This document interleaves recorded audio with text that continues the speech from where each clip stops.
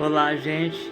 Agora nós vamos fazer um estudo sobre a literatura realista, um estudo sincronizado com o período histórico, com a demarcação do tempo e com algumas obras que foram marcantes dentro desse período.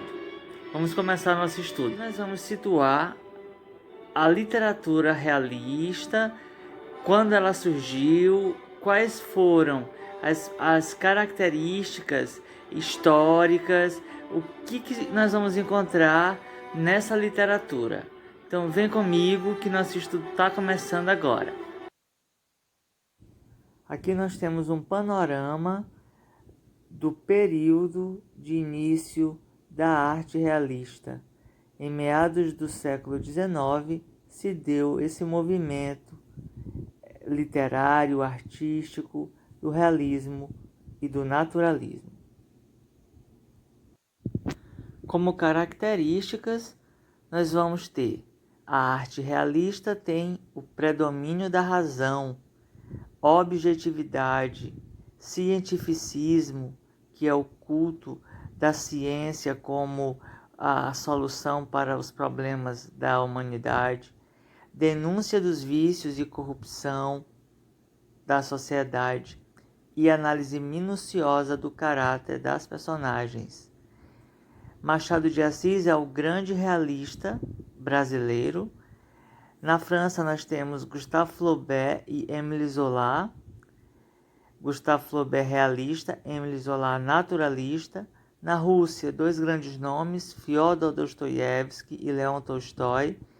E ainda Raul Pompeia e Aloísio de Azevedo, dois grandes autores.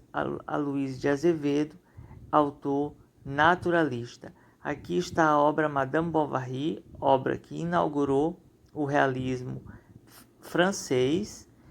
Dom Casmurro, obra de Machado de Assis.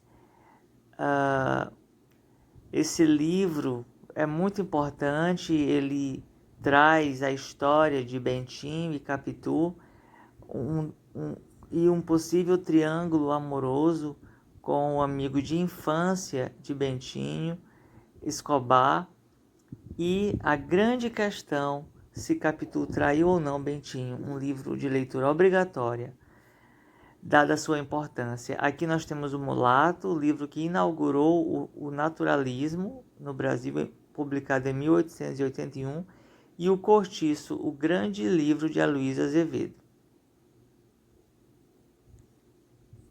Os dois de traços naturalistas.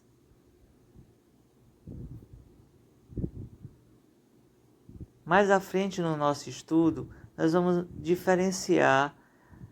fazer a diferença entre o naturalismo que está dentro do realismo, mas há uma diferença entre os livros que seguem essas tendências.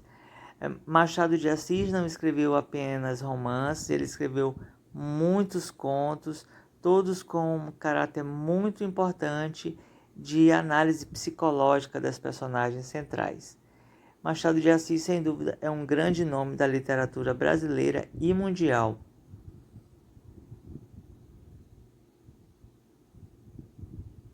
O Crime do Padre Amaro, o livro que inaugurou o realismo português, que traz a questão do padre que comete desvios de conduta, é uma forte crítica ao clero.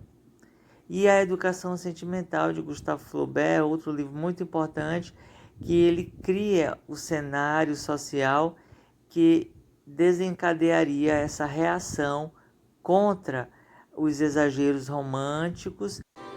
Então, o realismo foi uma tendência estética, um movimento artístico que se desenvolveu na segunda metade do século XIX. A origem do realismo é datada em solo francês, ou seja, a origem desse movimento se deu para nós, a referência é a França, Émile Zola e Flaubert.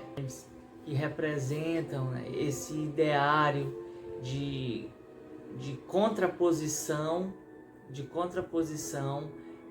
a esse modo romântico, idealizado da sociedade. É importante que se tenha em mente que a sociedade da primeira Revolução Industrial e o começo da ascensão da burguesia, e é nesse momento que se dá a grande explosão da arte romântica, porque o romantismo veio como uma expressão da burguesia, da classe dominante.